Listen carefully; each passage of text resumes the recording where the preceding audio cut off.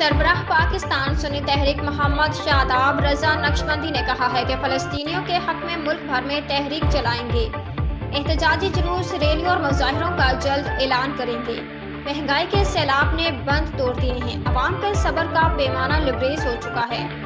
गुर्बत और मायूसी ने अवाम से जिंदा रहने की उमंग छीन ली है। ऐसा लगता है कि IMF को पाकिस्तान का बादशाह बना दिया गया है, जो अपनी मनमानी चलाता है और मुल्क के गरीब अवाम पर टैक्स और GST टैक्स के नफाज के लिए हुक्म देता है। हुकूमत IMF को शटअप कॉल देकर कर्जों की आड़ में माशी मामलात में मुदाखलत बंद करे।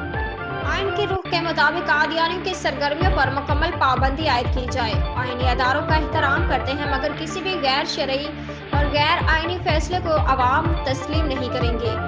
खत्म नबुव्वत सल्लल्लाहु अलैहि वसल्लम के तहफ़्फ़ुज़ के लिए किसी भी किस्म की कुर्बानी देने से दरेक नहीं करेंगे।